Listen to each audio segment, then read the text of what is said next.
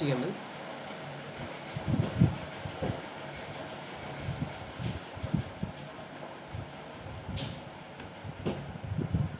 Then सबसे first जो tag आता है वो कौन सा आता है, डॉक टाइप, देन HTML में एट्रीब्यूट कौन सा लगता है, लैंग, है ना।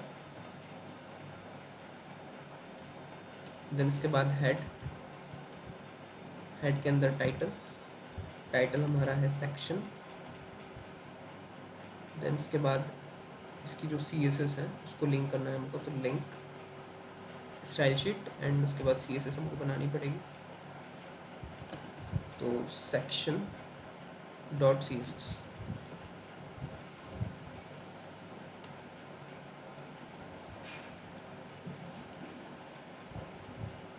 बॉडी, और उसको करते हैं लाइव।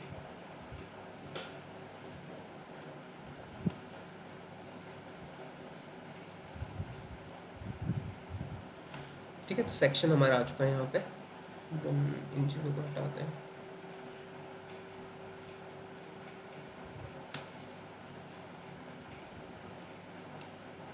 देन हमने CSS को लिंक करना है, तो यहाँ पर एड्रेस में उसका एड्रेस देना पड़ेगा, है ना। तो हमको HTML फोल्डर के बाहर जाना है, तो ./CSS देन section.css। ठीक है, देन एक तो हमारा आ जाता है, सबसे पहले आता है हेडर। ठीक है, हेडर भी एक टैग होता है। हेडर मतलब क्या, कि जो हमारा हेड में आता है, जो हमारा नेविगेशन बार आता है। जैसे अगर मैं एग्जांपल दूँ फ्लिपकार्ट का, तो देखो इसमें जो ये इतना इतना सेक्शन है, जो नेविगेशन बार है, जहाँ पर लोगो आ रहा है, सर्च बार आ रही है, बिकम अ सेलर, यहाँ पर लॉगिन वाला, देन कार्ट, तो इतना इतना जो है ये हमारा हेडर है। ठीक है, जहाँ पर नेविगेशन बार आती है। हमारा कोई पेज भी होता है तो उसका हेडर क्या होता है, टॉप वाला पार्ट जो होता है ना। तो इसका जो टॉप वाला पार्ट है वो होता है हेडर। तो हेडर एक टैग होता है उसके लिए। ठीक है, उस पर्टिकुलर पार्ट के लिए, कि हम हेडर के अंदर क्या लिखते हैं, जो हमारी नेविगेशन बार आती है उसको हम हेडर के अंदर लिखते हैं। ठीक है, देन उसके बाद हमारा आता है मेन टैग। ठीक है, मेन मतलब क्या, कि जो हमारी मेन वेबसाइट है उसका पूरा कंटेंट मेन के अंदर आता है। ठीक है, देन मेन तो हो गया, पर सबसे नीचे क्या होता है वेबसाइट में, फूटर। ये जो ब्लैक वाली फूटर है, जहाँ पर इंफॉर्मेशन रहती है वेबसाइट की, अलग अलग पेजेस की, अलग अलग चीज़ों की, सपोर्ट या फिर वारंटी वगैरह हो गया, या फिर वो सारी चीज़ें, है ना। देन कॉपीराइट वाली डिटेल वगैरह। ठीक है, तो एंड में आता है फूटर। तो हमारे पास एक फूटर टैग भी होता है, जिसमें हम फूटर बनाते हैं। इस पर्टिकुलर टैग में हम फूटर बनाते हैं। तो फूटर टैग बनाने से ऐसा नहीं होगा कि वो ऑटोमेटिक एंड में चले जाएगा। अगर इसके बाद मैंने एक डिव बना दिया तो वो डिव वाला पार्ट नीचे आएगा उसके। ठीक है, तो फूटर को हमको नाम देने के लिए कि हमने फूटर टैग लगा दिया, उसका मतलब ऐसा कुछ नहीं है कि वो अलग से कुछ कर देगा। वो सिंपली डिव जैसा ही टैग है। ठीक है, मेन भी सिंपली डिव जैसा टैग है। बस मेन हम आइडेंटिफाई कर लेते हैं कि मेन जो हमारा डेटा है पूरा वेबसाइट का, वो मेन के अंदर है। ठीक है, तो हेडर हो गया, मेन हो गया, फूटर हो गया। एक होता है असाइड। असाइड क्या होता है, जो साइड में जो आता है। जैसे अगर मैं एग्जांपल दूँ W3 स्कूल का। ठीक है, तो ये W3 स्कूल आपने देखी होगी वेबसाइट। तो इसमें जो साइड में ये बना हुआ है, ये जो है साइड वाला पार्ट, इतना इतना, सिर्फ इतना इतना, ये इसको बोलते हैं हम असाइड। ठीक है, या फिर जो साइड बार आती है हमारी, जैसे अमेज़ोन में जो है, इस पर क्लिक करते हैं तो साइड बार आती है, इधर से लोड हो रहा है।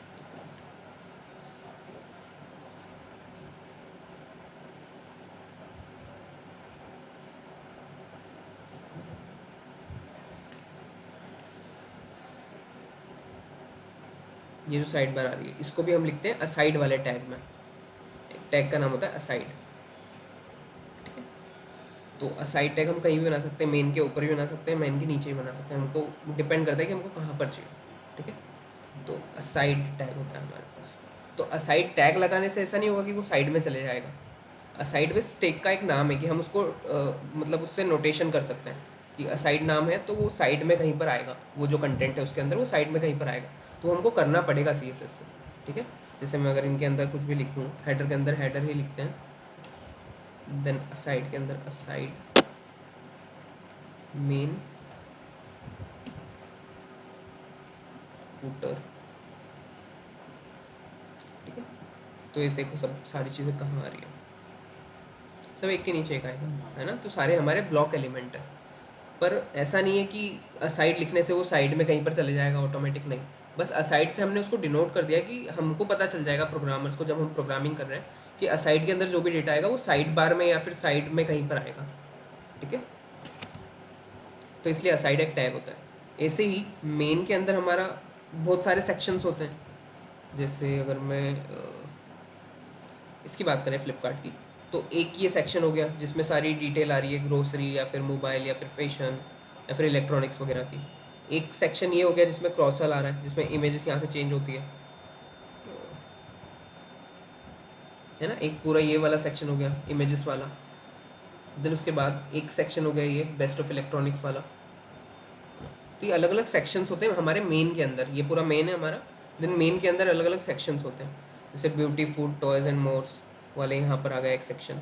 तो ये अलग अलग सेक्शन है मेन के अंदर। तो इसको हम डिवाइड कैसे करेंगे, हमको टैग तो लगाना पड़ेगा कि इस टैग के अंदर ये सारी डिटेल आएगी, इस टैग के अंदर ये वाली सारी डिटेल आएगी। तो हम सेक्शन से उसको डिवाइड करते हैं, सेक्शन टैग, ठीक है। सेक्शन को हम आईडी दे देंगे, आईडी या क्लास। क्लास ही बताया ना अभी तक, आपको आईडी नहीं बताया। हाँ, तो क्लास दे देंगे हम जो भी सेक्शन है हमारा। जैसे मेन जो ये वाला है जिसमें कलेक्शन है पूरा, ग्रोसरी भी है, मोबाइल भी है, फैशन भी है, सारी चीज़ें, तो इसको मैं कलेक्शन नाम दे दूँगा। तो अब इसके अंदर कौन सी चीज़ें आएंगी, सारी ये वाली, जो ये वाली चीज़ें हैं सारी, ठीक है। देन एक और मैं सेक्शन बना लूँगा, सेक्शन टैग ही लगाएंगे उसके लिए भी।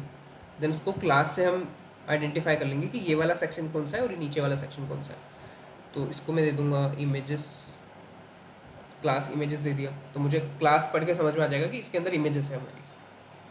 देन उसके बाद एक और सेक्शन बन जाएगा जिसमें हम क्लास दे देंगे best of electronics, best best of, हम कैमल केस में लिख सकते हैं। देखो कैमल केस क्या होता है कि मुझे बेस्ट ऑफ इलेक्ट्रॉनिक लिखना है, ठीक है। तो मैं कैसे लिख सकता हूँ, सबसे पहले स्मॉल से स्टार्ट करेंगे, तो बेस्ट। अब जो उसके बाद जो वर्ड आ रहा है उसका फर्स्ट लेटर कैपिटल, तो ऑफ का O capital, then F, then electronics आ रहा है तो इलेक्ट्रॉनिक्स का ई कैपिटल, ऐसे।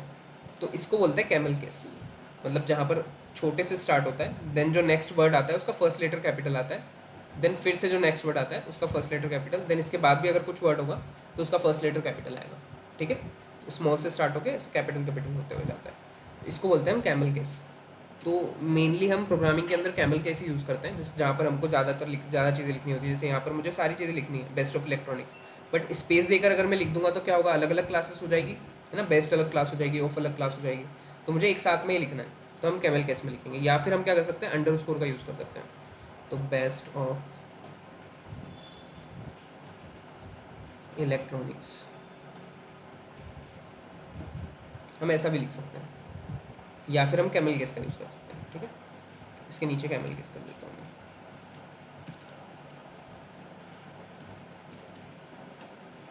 ठीक है। तो ऐसे भी हम कर सकते हैं, तो दोनों तरीके हमारे पास है, बट जावा स्क्रिप्ट में मेनली हम कैमल केस का यूज़ करते हैं। बाकी हर जगह आप कर सकते हो, वैसा कोई प्रॉब्लम नहीं है। देन उसके बाद हमारा ये सेक्शन हो गया, जैसे जितने भी सेक्शंस है ना हम उसको सेक्शन टैग से डिवाइड कर देंगे, ठीक है। तो सेक्शन टैग इसी काम में आता है हमारे।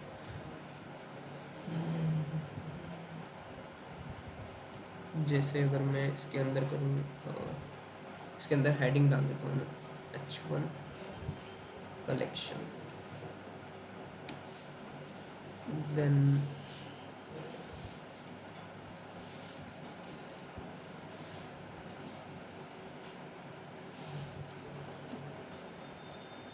इसके अंदर लिख देते हैं इमेजेस,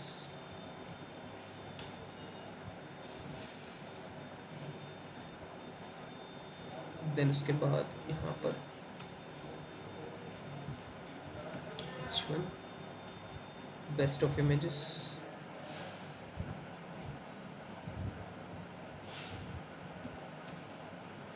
तो ये हमारे सेक्शंस बन गए अलग अलग। अब इनको हाइट वेट दे सकते हैं, इनके अंदर और भी कंटेंट हम लिख सकते हैं। जैसे इसके अंदर मैं एक पैराग्राफ लिखता हूँ, लॉरेम 100, ठीक है, तो ये एक सेक्शन हमारा हो गया पूरा।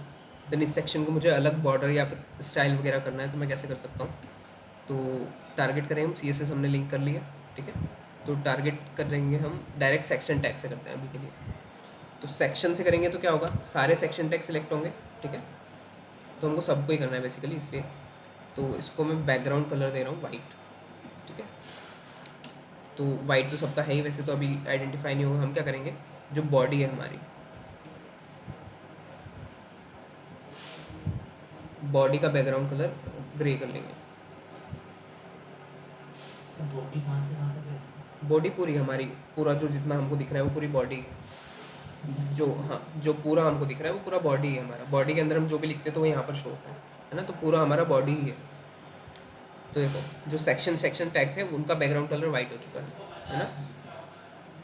देन मैं इसको क्या देता हूँ, पैडिंग देता हूँ। पैडिंग क्यों, देखो क्योंकि ये चिपक रहा है सारा, ऊपर से भी चिपक रहा है, साइड से भी चिपक रहा है ना। तो अंदर की साइड हमको स्पेस चाहिए, हमको बाहर नहीं चाहिए, उसके अंदर स्पेस चाहिए, तो हम पैडिंग देंगे, ठीक है। देखना पैडिंग से क्या होता है। पैडिंग 2 रैम, उसके अंदर स्पेस आ गई। 2 रैम कुछ ज़्यादा नहीं हो गया, 1 रैम, ठीक है। अच्छा देखो अब क्या हुआ है, तीनों सेक्शन टैग के बीच में हम फ़र्क नहीं कर पा रहे कि कहाँ पे कौन सा ख़त्म हो रहा है, कौन सा स्टार्ट हो रहा है ना। तो अब हमको बाहर से स्पेस देनी है ना। अंदर से तो हमने स्पेस दे दी, अब हमको बाहर से स्पेस देनी है, इनके बाहर, मतलब इनकी जो बॉर्डर है उसके बाहर। देखो पहले तो बॉर्डर लगाते हैं तो क्लियरली समझ में आएगा। बॉर्डर 1 पिक्सल सॉलिड रेड, ठीक है। तो ये इनके बॉर्डर्स है। तो अब बॉर्डर, दोनों की बॉर्डर चिपकी हुई है अभी, तो दोनों की बॉर्डर के हमको बाहर स्पेस चाहिए, तो हम क्या देंगे, मार्जिन, ठीक है। तो हम देते हैं इसको मार्जिन 0.5 रैम। देखो इनकी बॉर्डर के बाहर स्पेस आई है, दोनों की बॉर्डर के बाहर। 1 रैम ही कर देते हैं इसको अभी के लिए, ठीक है। तो अभी बॉर्डर हटा देते हैं, बॉर्डर हमने सिर्फ देखने के लिए लगाई थी। तो ये हमारे सेक्शन हो गया। देन हेडर और साइड को भी कर देते हैं हम कुछ। तो हेडर तो पहले तो कुछ कंटेंट होना है ना, कंटेंट तो है। बैकग्राउंड कलर वाइट ही कर देते हैं इसका भी। तो सबको अगर हमको सेम चीज़ करना ही है तो हम क्या कर सकते हैं, एक ग्रुप बना सकते हैं, है ना। हमको उसको भी बैकग्राउंड कलर वाइट देना है, हेडर को भी, देन पैडिंग उसको भी देना है, मार्जिन उसको भी देना है ना। तो हम क्या करते हैं, ग्रुप बनाते हैं। तो ग्रुप कैसे बनाते हैं, सेक्शन लिखने के बाद कॉमा लगा के हेडर, तो हेडर में भी सेम प्रॉपर्टी लग जाएगी, है ना। देन साइड में भी सेम लगा देते हैं।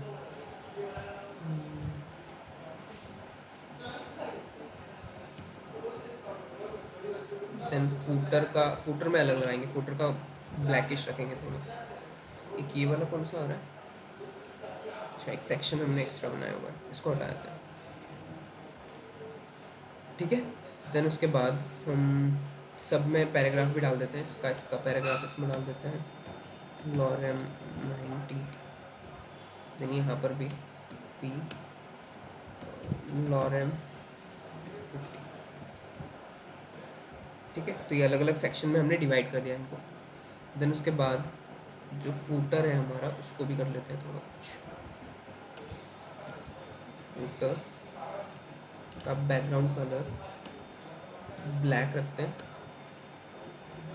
देन उसका फ़ॉन्ट का कलर हमको वाइट करना पड़ेगा, ब्लैक में ब्लैक दिखेगा नहीं, है ना। तो कलर, फ़ॉन्ट कलर के लिए नॉर्मल कलर प्रॉपर्टी होती है ना, फ़ॉन्ट कलर करके नहीं होता है। तो कलर हम कर देंगे वाइट। तो एक अभी फुटर हमको दिख रहा है, सेम उसमें भी मार्जिन पैडिंग लगा देते हैं। Padding 1 RAM and margin 1 RAM, ठीक है। तो फुटर भी हमारा आ चुका है। तो ऐसे हम सेक्शन को डिवाइड करते हैं। अगर अलग अलग सेक्शन है हमारे पास तो हम सेक्शन में डिवाइड कर सकते हैं। देन हमारा जो लेआउट आता है वेबसाइट का वो ऐसे ही आता है कि सबसे पहले हमारा होगा हेडर, ठीक है। हेडर में हमारी नेविगेशन बार बनेगी।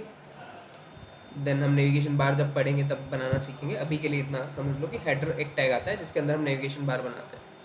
देन कोई भी अगर हमको असाइड वाला काम करना है, मतलब हमको साइड बार या साइड में कोई सेक्शन चाहिए, तो हम उसके लिए क्या बनाते हैं, असाइड। देन उसके बाद मेन, जो भी हमारी मेन डेटा रहता है वेबसाइट का वो मेन के अंदर होता है। देन मेन के अंदर भी सेक्शंस होते हैं बहुत सारे, तो वो हम सेक्शन टैग से बनाते हैं। देन उनको डिवाइड कर देते हैं हम लोग क्लास से, कि हम उसको आइडेंटिफाई कैसे करेंगे, तो क्लासेस से हम, ये कलेक्शन वाली क्लास लगी हुई है इसमें, तो ये कलेक्शन वाला पूरा हमारा सेक्शन हो गया। देन ये इमेजेस वाला सेक्शन हो गया। देन ये बेस्ट ऑफ इलेक्ट्रॉनिक्स वाला सेक्शन हो गया। ठीक है, तो ऐसे अलग अलग सेक्शन को सेक्शन टैग से मेन के डिवाइड। अंदर सेक्शन लगता है ना। हाँ, मेन के अंदर, मतलब और कहीं पर भी लगा सकते हो बट उसका सेंस नहीं बनेगा फिर, है ना, सेक्शन डेटा तो टैग। मेन के अंदर। हाँ, तो ये हमारा हो गया।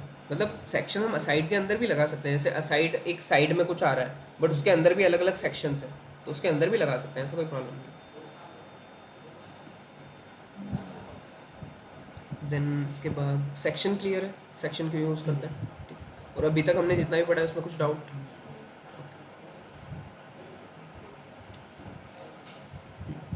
ठीक है, तो हम पढ़ते हैं आगे का।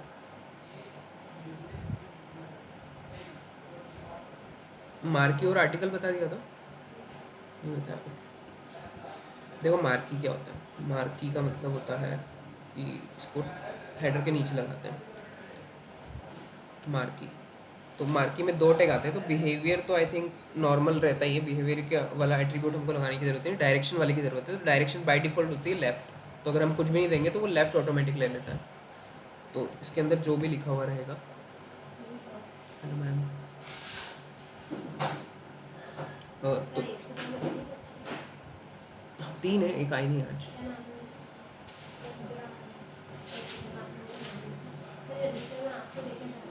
ठीक है,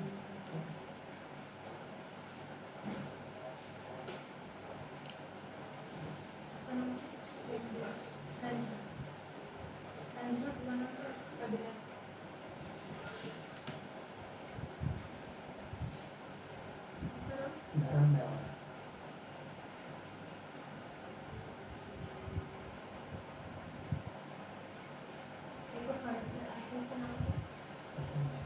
नाम तो मुझे नहीं पता।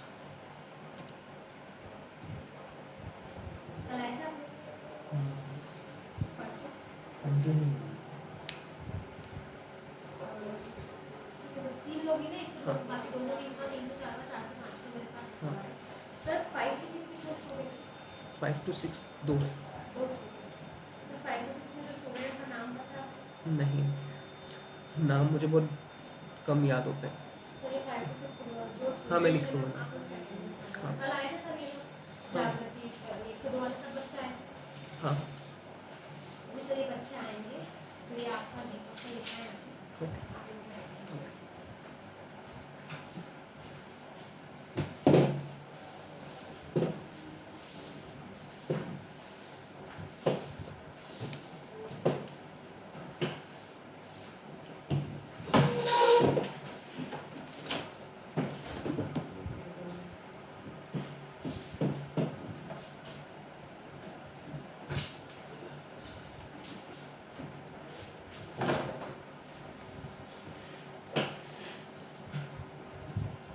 देखो, तो मार्की टैग के अंदर मैं जो भी लिखता हूँ ना, जैसे मैंने लिखा लॉरेम 20, तो इसके अंदर मैं जो भी लिखता हूँ वो ऐसे चलने लगता है, वो ऐसे मूव करने लगता है। तो जो डिस्क्लेमर वगैरह आता है या फिर जो न्यूज़ चैनल पे लाइन चलती होती है, तो वैसे वाले काम ही करता है। तो इसको हम स्टाइल भी दे सकते हैं जितनी हमको स्टाइल आती है, जैसे मार्की से हम सिलेक्ट करने दे सकते हैं ना। हाँ, तो CSS में से स्टाइल करेंगे उसको, तो मार्की। उसके बाद बैकग्राउंड कलर हम दे सकते हैं, रेड दे देता हूँ। तो देखो बैकग्राउंड कलर उस पर लग चुका है। मार्जिन पैडिंग दे सकते हैं, मार्जिन की तो ज़रूरत नहीं क्योंकि बाहर स्पेस है, हम पैडिंग देते हैं क्योंकि उसके अंदर स्पेस नहीं है। ठीक है, तो पैडिंग 1 रैम दे देते हैं, तो उसमें पैडिंग आ गई। देन उसका फ़ॉन्ट साइज़ बढ़ाना है तो फ़ॉन्ट साइज़ भी बढ़ा सकते हैं, फ़ॉन्ट साइज़ 1.2 रैम। ठीक है, देन फ़ोन का कलर चेंज करना है तो कलर होता है उसके लिए वाइट,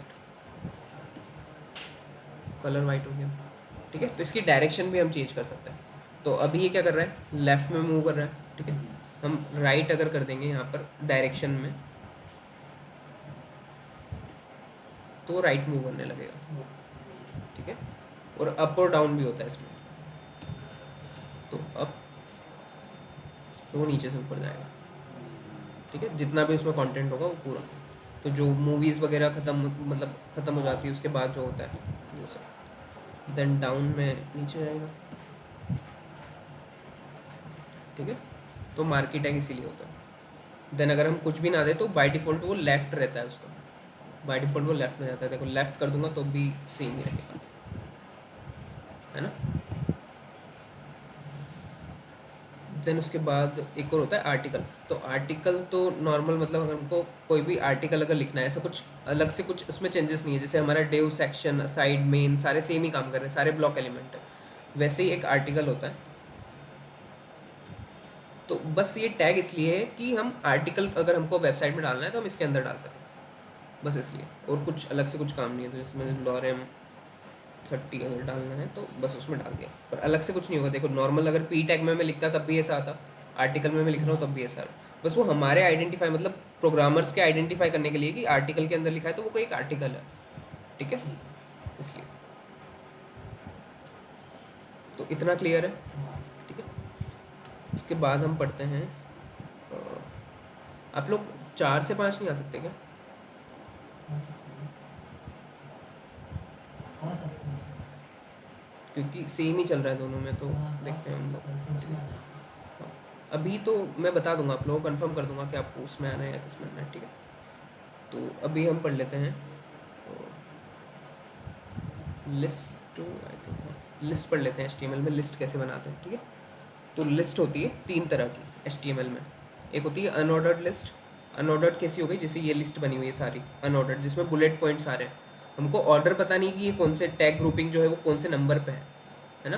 तो हमको ऑर्डर पता नहीं, हमको ये पता है कि एक लिस्ट है जिसमें टैग ग्रुपिंग है, बट वो नंबर नहीं पता है हमको, तो वो होती है अनऑर्डर्ड लिस्ट जिसका ऑर्डर नहीं है, ठीक है। तो अनऑर्डर्ड को हम UL से लिखते हैं, अनऑर्डर्ड लिस्ट, UL, ठीक है।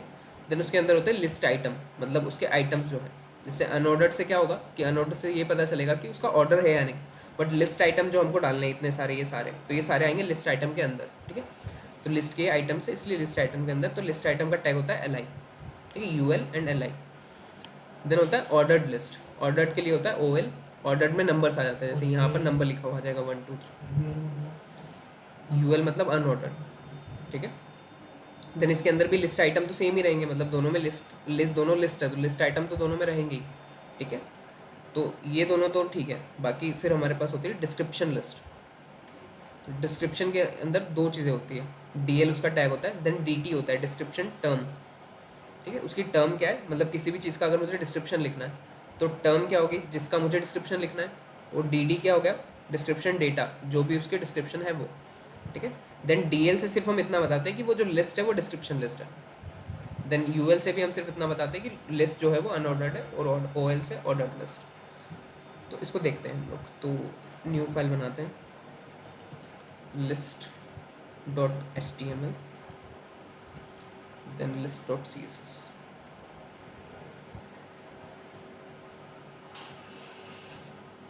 सेक्शन को बंद कर देते हैं।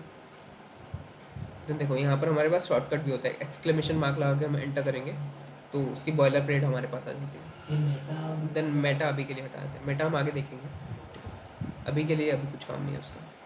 देन हम CSS को लिंक कर लेते हैं, list.css को। तो लिंक रेल में style sheet, then //CSS, then link.css, list.css, ठीक है। तो बॉडी में हम सबसे पहले लगाते हैं एक H2 लगाते हैं, जिसमें हम लिख देते हैं कि ये अनऑर्डर्ड लिस्ट पढ़ रहे हैं हम लोग, ठीक है।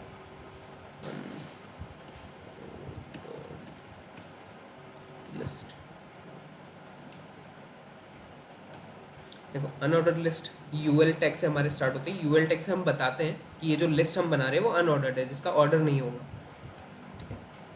तो UL हमने लगा दिया सिर्फ ये बताने के लिए कि जो हमारी लिस्ट जो बनने वाली है वो अनऑर्डर्ड रहेगी। हमने लाइव नहीं किया ना इसको, ठीक है। तो अनऑर्डर्ड लिस्ट ये H2 में हमने लिखा हुआ है, UL के अंदर हमने भी कुछ नहीं लिखा है, तो कुछ भी नहीं आया, ठीक है। फिर हम इसके अंदर लिखेंगे LI, जो भी हमको लिस्ट बनानी है, ठीक है। तो LI मतलब लिस्ट आइटम, कि लिस्ट के आइटम्स क्या क्या है। तो हम बना लेते हैं, फ्रूट्स की बना लेते हैं, तो मैं एप्पल कर देता हूँ। देन उसके बाद फिर से आएगा हमारा LI टैग, मतलब जितने लिस्ट आइटम है उतने LI टैग, ठीक है। वैसे शॉर्टकट नहीं है कुछ की कॉमा, अभी कॉमा लगा के करेंगे तो नहीं आएगा। नहीं, कॉमा लगा के करोगे तो उसी के आगे आएगा ना, उसी यहाँ पर कॉमा लगा के मैं मैंगो लिख लेता हूँ। तो कॉमा लगा के उसके आगे ही आएगा। हाँ, नीचे नहीं आएगा। तो हमको अगर नीचे दूसरा लिस्ट आइटम उसको बनाना है तो हमको यहाँ लिखना पड़ेगा, ठीक है। देन फिर से li, देन ग्रैप्स, ठीक है। तो ये हमारी अनऑर्डर्ड लिस्ट बन रही है। देखो इसमें कुछ कोई भी ऑर्डर नहीं आ रहा है, बुलेट पॉइंट्स आ रहे हैं, ठीक है। तो लिस्ट के अंदर भी तो लिस्ट हो सकती है, जैसे यहाँ पर है। तो एक ये यूएल टॉपिक है, यूएल के अंदर li है ना, तो उसके आगे से आ रहा है। देन वो जो जो बुलेट है वो अलग है यहाँ पर, है ना। तो हमारे पास भी तो लिस्ट के अंदर लिस्ट हो सकती है ना। तो अभी पहले नॉर्मल देखते हैं, देन उसके बाद लिस्ट के अंदर लिस्ट। तो यूएल टैग से क्या हुआ कि अनऑर्डर्ड लिस्ट बन गई हमारी, जिसमें बुलेट पॉइंट्स आ रहे हैं, ऑर्डर नहीं आ रहा है कुछ भी। देन उसके बाद अगर मुझे ऑर्डर्ड लिस्ट बनानी है तो हमको क्या करना पड़ेगा,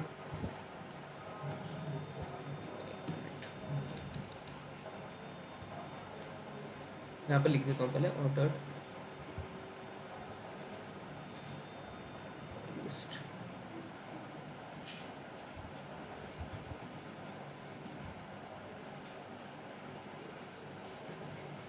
तो उसका होता है हमारा OL टैग, ठीक है, ऑर्डर्ड लिस्ट के लिए। तो OL के अंदर हम लिस्ट आइटम अगर लिखेंगे तो वो ऑर्डर लिस्ट में आएगा, ठीक है।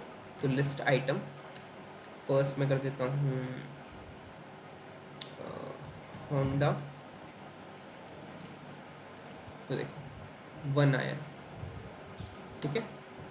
यहाँ पर बुलेट पॉइंट्स नहीं आया, एक नंबर आया है जो कि हमको बता रहा है कि उसका ऑर्डर क्या है। देन उसके बाद रेप्लिकेट करके हम यहाँ पर कर देते हैं BMW। देन फिर से रेप्लिकेट करके हम कर देते हैं मारुति कर देते हैं, ठीक है। तो देखो यहाँ पर लिस्ट आ रहे, नंबर्स आ रहे हैं 1 2 3, ठीक है। तो जब भी हमको ऑर्डर्ड लिस्ट बनानी है तो हम OL टैग के अंदर li लिखेंगे। देन जब भी हमको अनऑर्डर्ड लिस्ट बनानी है तो हम UL टैग के अंदर li लिखेंगे, ठीक है। देन उसके बाद होता है हमारे पास डिस्क्रिप्शन लिस्ट। तो उसके लिए हम h2 टैग लगा लेते हैं। देन हमने HR भी पढ़ा है, तो हम क्या करते हैं, इसको हॉरिजॉन्टल रूलर लगा देते हैं बीच में, HR। तो बीच में एक लाइन होगी, ठीक है। तो इसके बीच में भी एक लाइन लगा देते हैं HR।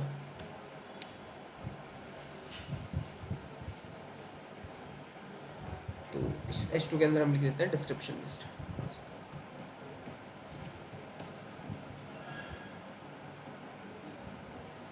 तो डिस्क्रिप्शन लिस्ट के लिए कौन सा टैग हो, DL, ठीक है। जैसे ऑर्डर्ड लिस्ट है तो सिंपली O, उसका O आ गया, देन लिस्ट का L आ गया, तो OL टैग हो गया, ठीक है। तो नॉर्मली रहता है, इसमें ज़्यादा कुछ ऐसा अलग से नहीं है। तो DL टैग, तो DL से हम सिर्फ इतना बताते हैं कि ये जो लिस्ट है इसके अंदर जो बनेगी वो डिस्क्रिप्शन लिस्ट बनेगी, जैसे हम OL से बनाया कि ऑर्डर लिस्ट बनेगी। देन इसके अंदर LI नहीं आता है, इसके अंदर आती है टर्म, देन उसका डिस्क्रिप्शन। तो डिस्क्रिप्शन टर्म हो गया DT हमारा, ठीक है। तो हमको किस चीज़ का डिस्क्रिप्शन या डेफिनेशन लिखनी है तो हम HTML लिख देते हैं। तो HTML की हमको फुल फॉर्म लिखना है, लेट्स सपोज।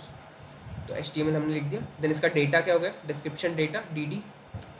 देन DD के अंदर हम क्या लिखेंगे, इसका फुल फॉर्म। तो हाइपर टेक्स्ट मार्कअप लैंग्वेज। तो ये कुछ इस तरह से आती है कि उसका जो टर्म है वो पहले लिखी हुई आती है, देन उसके नीचे से एक स्पेस आ जाती है, देन उसके बाद उसका जो डिस्क्रिप्शन है वो लिखा हुआ आता है, ठीक है। तो ऐसा तो हम CSS से भी वैसे कर सकते हैं। इस वाले को हम अगर मार्जिन लेफ्ट दे देंगे नीचे वाली लाइन को तो इधर से इतनी गैप आ जाएगी। बट ये नॉर्मली हमको ऐसे बनाना है तो हम ऐसे डिस्क्रिप्शन लिस्ट बना सकते हैं। इतनी काम में नहीं आती है बट स्टिल, ठीक है। तो ये 3 टाइप की लिस्ट होती है HTML में। देन हम क्या करते हैं, एक काम करते हैं, देखो सेंटर टैग नहीं बताया ना आप लोगों को, सेंटर टैग बताता हूँ। तो मैं यहाँ पर लिखता हूँ H1। देन H1 में मैं लिखता हूँ HTML लिस्ट। तो क्या होगा, अभी HTML लिस्ट लेफ्ट में आता है, सारी चीज़ें हमारी लेफ्ट में आती है, बट हमको इसको करना है सिर्फ सेंटर, ठीक है। तो हम क्या करेंगे, यहाँ पर लगाएंगे एक सेंटर टैग। सेंटर भी एक टैग होता है, तो उसके बीच में जो भी होगा ना वो सेंटर हो जाएगा हॉरिजॉन्टली।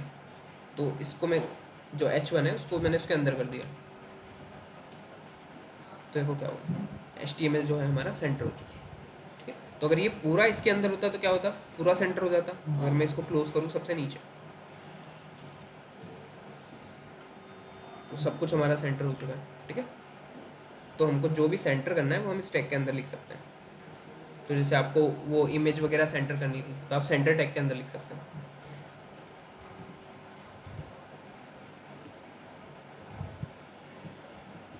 ठीक है। देन हम नेस्टेड देख लेते हैं कि लिस्ट के अंदर लिस्ट बनानी है तो कैसे बनाएंगे। जैसे एप्पल है तो एप्पल के भी और टाइप होते हों अगर, तो उसके अंदर वाले टाइप हमको लिखना है तो कैसे लिखेंगे। तो देखो एप्पल वाला हमारे यहाँ पर ख़त्म हो रहा है, मतलब एप्पल हमने लिख दिया है कैलाई के अंदर, ठीक है। उसके अंदर ही हमको बताना होगा कि इसके अंदर इसके कौन से पार्ट्स होंगे। तो उसके अंदर हमको कौन सी लिस्ट बनानी है ये भी बताना होगा। वापस से हमको अनऑर्डर्ड बनानी है या फिर ऑर्डर्ड बनानी है। तो इसके अंदर हम ऑर्डर्ड भी बना सकते हैं, ऐसा कोई नहीं है कि हमने यूएल बनाया तो उसके अंदर हम ओएल नहीं बना सकते, तो हम ओएल बना के देखते हैं, ठीक है। तो ये एप्पल के अंदर हम बना रहे हैं इसलिए एप्पल का ही पार्ट होगा, ठीक है, ओएल। देन इसके अंदर अब लिस्ट आइटम आ जाएंगे, तो लिस्ट आइटम में कर देता हूँ एप्पल 1 एंड एप्पल 2 कर देता हूँ। तो देखो क्या हुआ, एप्पल के अंदर दो चीज़ें आ गई।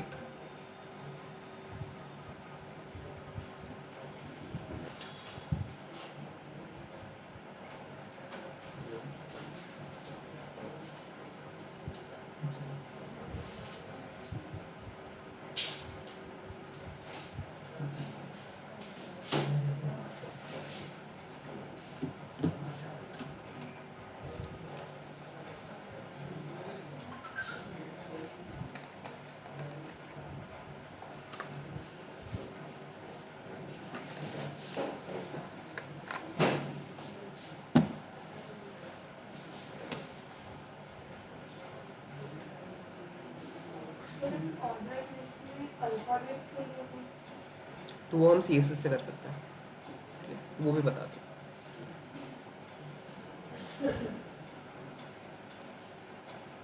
देन अगर देखो इफ़ अगर हम यहाँ पर OL की जगह UL बनाते हैं, ठीक है,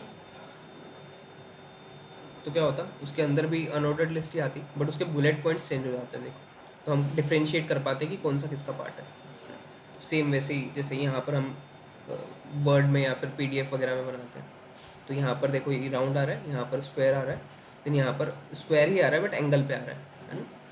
तो ऐसे हम भी कर सकते हैं, तो वो ऑटोमेटिक हो जाता है। जैसे अगर मैं इस एप्पल 1 के अंदर भी कुछ बनाऊँ, जैसे इस एप्पल 1 के अंदर मैंने फिर से UL लिखा, देन इसके अंदर लिस्ट आइटम लिखा है, हेलो लिखा है, देखो वो स्क्वायर आ गया।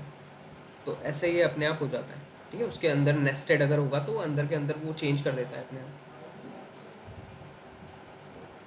देन हमको अगर करना है मतलब पर्टिकुलर हमको एप्पल का अलग चाहिए, इसका अलग चाहिए, तो हम CSS से कर सकते हैं।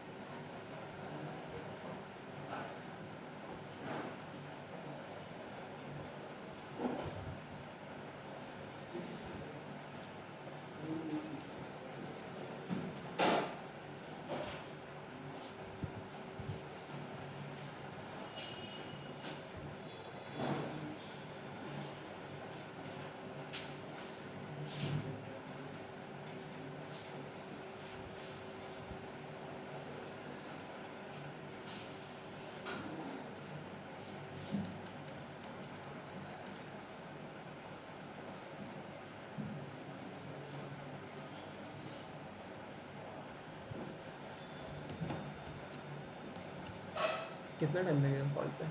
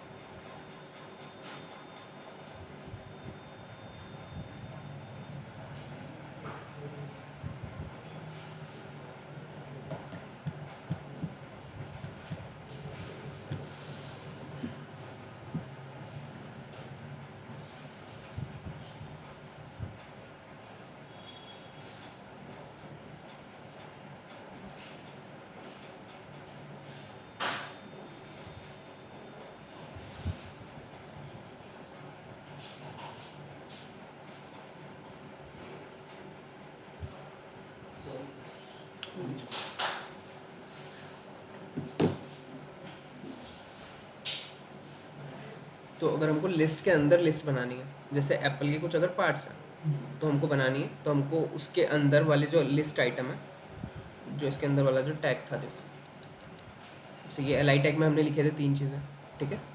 तो एप्पल के अंदर भी अगर उसके कुछ ब्रांचेस है तो हम कैसे लिखेंगे, तो इस एल आई के अंदर ही हमको क्या करना पड़ेगा, एक और टैग बनाना पड़ेगा। अब हमको लिस्ट बनानी पड़ेगी इसके अंदर, इस लिस्ट के अंदर लिस्ट, तो हमको कौन से टाइप की लिस्ट बनानी है वो बताना पड़ेगा पहले। तो इसके अंदर हम ऑर्डर लिस्ट भी बना सकते हैं और यूएल भी बना सकते हैं।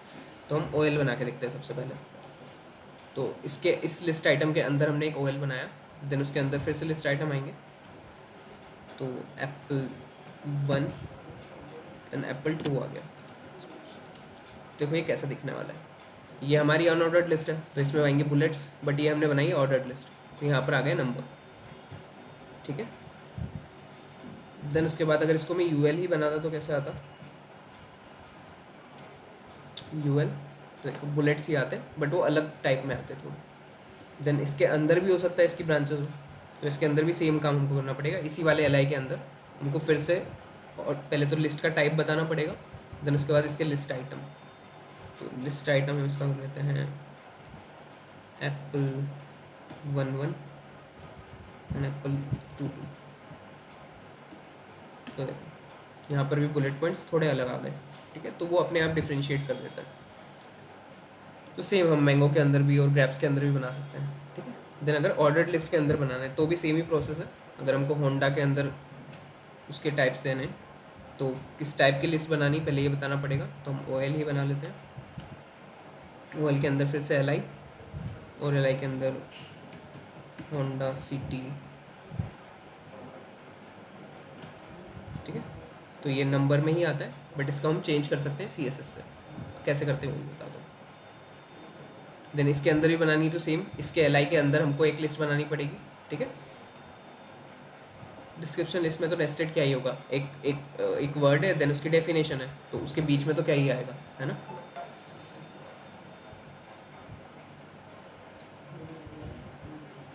तो हम लोग देखते हैं कि अगर ये नंबर जो लिखे हुए हैं इसको हमको अगर अल्फ़ाबेट में चेंज करना है या फिर रोमन में चेंज करना है तो कैसे करते हैं।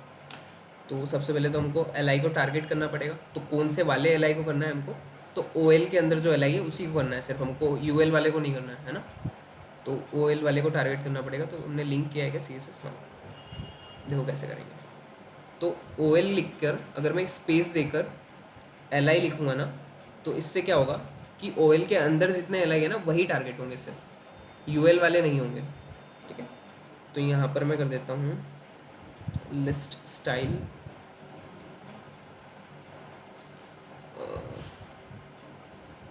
Lower alphabet, Greek, Latin, Roman, यहाँ से मैं कर सकता हूँ। लोअर अल्फ़ाबेट कर दूंगा तो ABC आ गया, देखो, ठीक है।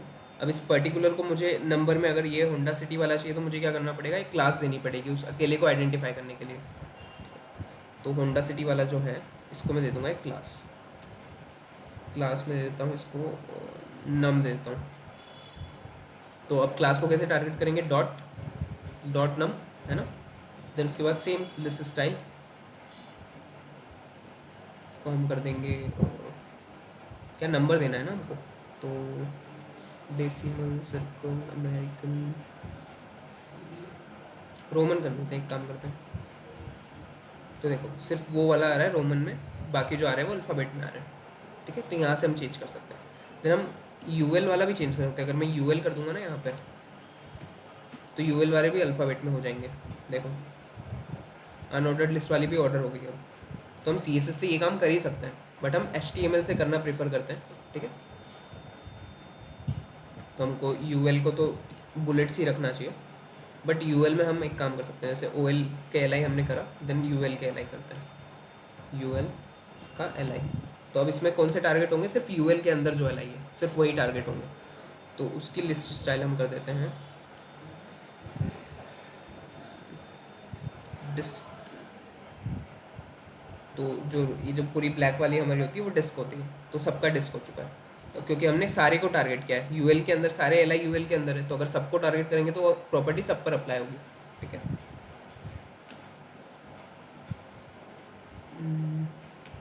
देन उसके बाद डिस्क की जगह और भी बहुत सारी चीज़ें हैं, तो हम सारी चीज़ें यूज़ कर सकते हैं। सर्कल, तो एक सर्कल आ जाएंगे सब में, ठीक है।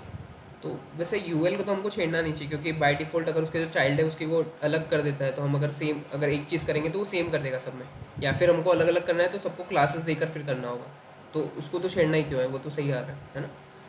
इस वाले को हम कर सकते हैं जो भी हमको करना है, ऑर्डर्ड लिस्ट को, ठीक है।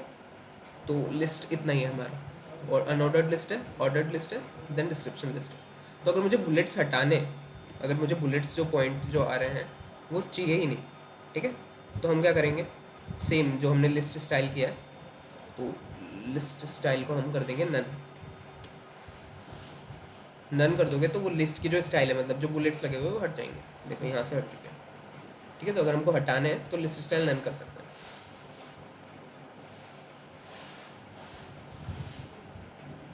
ठीक है। तो आज के लिए इतना ही, ठीक है। कल हम पढ़ेंगे टेबल।